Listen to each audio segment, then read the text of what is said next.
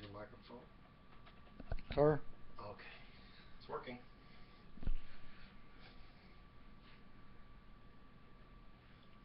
So we left off when you were going to junior high school, 6th grade. So where do you want to start? Where did you live when you were in 6th grade? 6th grade I lived in Sweetwater. With who? Grandmother and granddad. Ah, yeah. And you stayed there all during the middle school years? Just that 1 year. Oh. The 6th grade. 7th grade, what'd you do? I went back to Abilene. Lived with who? My mother. Your mom? Yeah. Okay. And then 8th grade, same thing, Abilene? 8th grade, yeah, started Abilene High School. Oh. In the 9th grade, Mr. Priest came on the scene. Yeah. And talked Mother into moving to Mount Pleasant. Oh. Really talked her into it? Well, we moved to Mount Pleasant with him.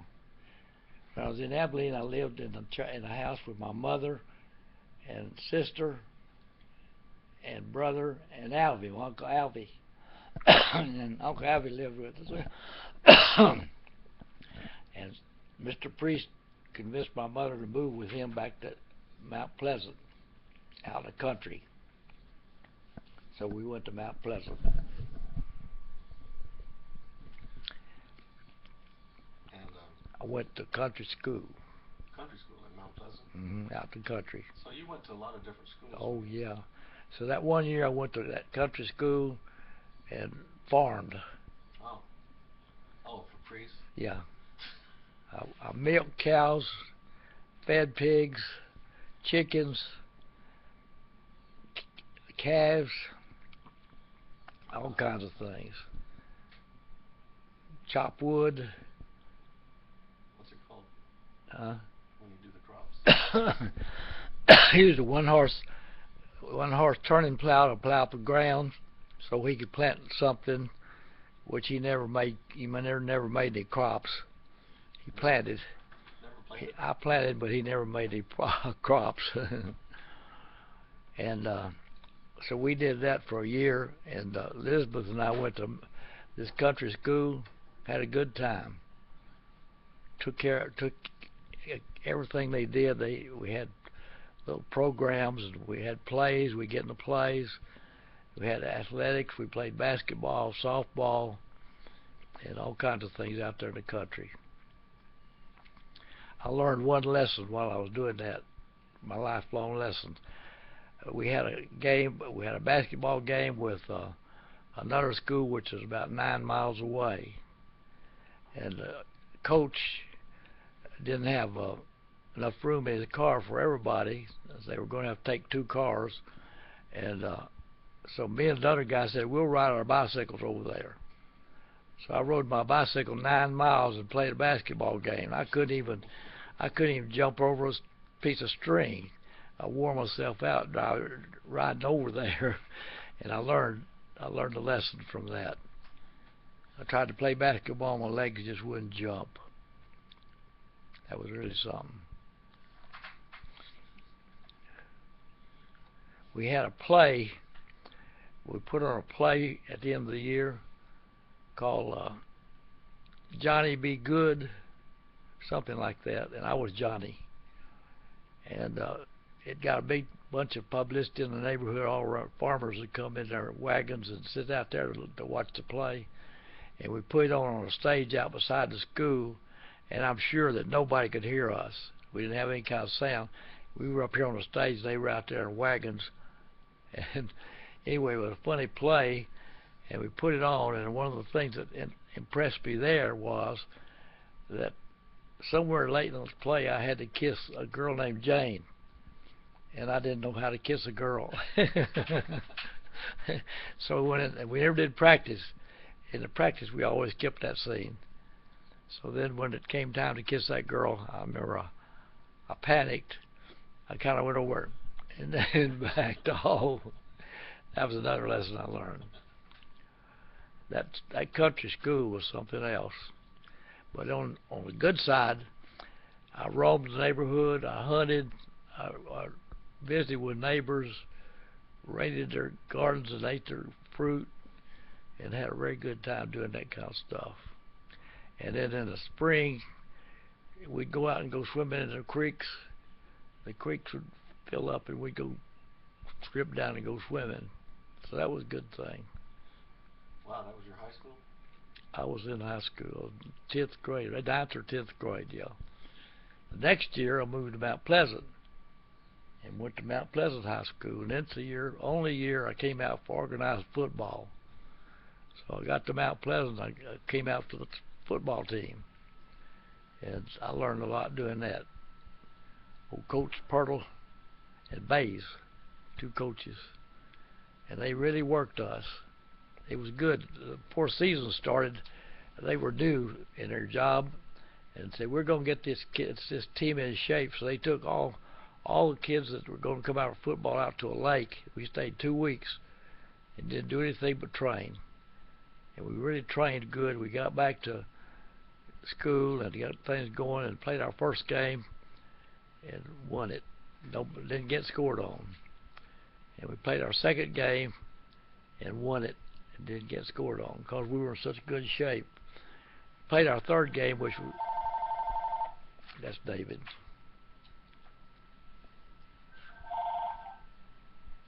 Hello.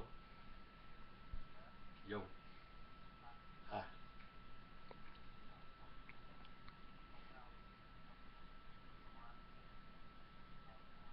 Yeah. Yeah. Yeah.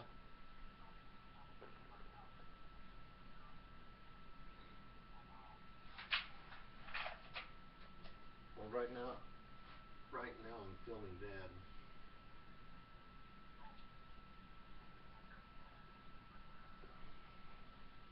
Okay.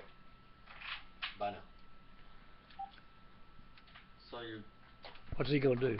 45 minutes over here. So that third game, we were pretty cocky, Yeah. and we played Mount Vernon, Yeah. Mount Pleasant, and Mount Vernon, and we were undefeated, unscored on. We thought, boy, we're the king of the hill, and we kicked off to them. The first thing they did was run for a touchdown. It kind of deflated us. And it turned out that the guy who did that was real good. He went on later to SMU and was All-American. So that guy that ran for that touchdown and scored, they beat us that game. Oh. So we lost our third game. Oh. Then after that, we won the rest of them, I think. So we had a good year. Oh, yeah. And so then, at Mount Pleasant season, and then that's when, in the spring sometime when it was all over, school out, I went to Old Settlers Reunion in Childress, Texas with my mother and Alva, my Uncle Alva, and we went up there and they go through a rodeo and a whole bunch of stuff for Old Settlers Reunion in Childress every year. My mother always went back to it to see all her old friends. So we did that year, and when we came back, we stopped by Abilene to see Jack Moore, because my mother knew Jack Moore and his family real good, and he'd worked for my dad, and we were all good friends. And so Jack Moore talked me into going to work for him in a neon sign shop and living there. And boy, I was ready for it. I was ready to get away from Mr. Priest and that farm. Yeah, right. And mother was ready for me to do it too. So I just stayed there. And she went home. Mr. Priest had a fit. Said, "What'd you do with my boy?" But anyway, I stayed with Jack Moore then and learned the neon sign business. Had a real good year. And went to high school? Went to high school down Abilene High School, yeah. Wow, that's quite a school. So that wasn't the end of it. So then I went through that thing 1 year, and the end of that year, that was when Jack Moore had this religious thing, shut down his everything at the stars came out on Friday night, turned them back on when the stars came out on Sunday night. So we played all day Saturday. We did a lot of stuff. So one Saturday, we were supposed not to do anything. We didn't even turn the electricity on. We didn't drive cars, anything that bothered God. Jack Moore. It was funny. But Jack Moore was out of town, and all the kids in the neighborhood gathered around, and we wanted to go down to a park. There's a park down there about 6 or 7 blocks, and lots of play sets on and stuff to play on. So I took one of the trucks, flatbed, and took about 15 kids and went down to the park. And when I got home, I drove in one of his trucks on the Sabbath. And Mrs. Moore said, "You know, Jack Moore would not like for you to do that." And she chewed me out good. As Jack Moore came back to town, she told him about it. He said, "What about that?" I said, "Jack, that not in these words." I said, "I had enough of this. I'm going to leave." "Where are you going?" I said, "I'm going to Albuquerque and live with my brother." I hadn't talked to anybody. I just was doing it. So Jack Moore said, "How are you going to get there?" I said, "I'm going to hitchhike." He said, "Oh, I'll take you out there." So he and old Woozy took me out there in one of the neon trucks.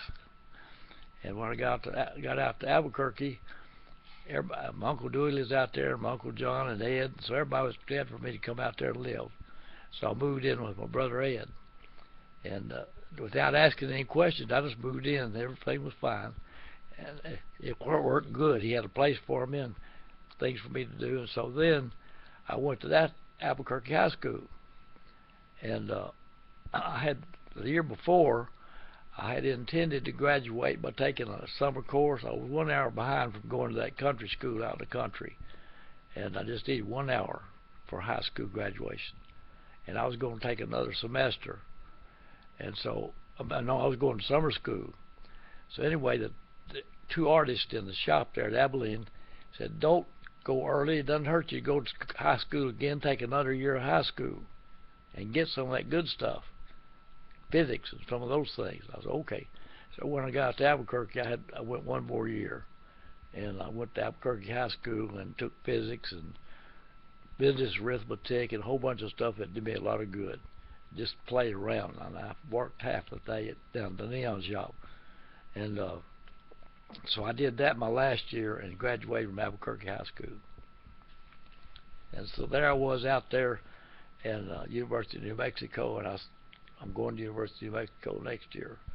And so I was fooling around, and my aunt and uncle came by there and said, "You can live in our little house we have a little apartment on the garage, and eat with us, so that takes care of your room and board. If you don't have to pay room and board to go to school." "Oh, good." And she also told me, said, "I got a place where you can get a job that really fits your schedule." It was that job in the business office up at the school. And I worked in the business office, the post office, and the supply room. And I could do that in between my schedule at school. So that's where I started school. And they paid me $20 a month. Oh, that's fantastic. So I went to Albuquerque High School. I went to the University of New Mexico.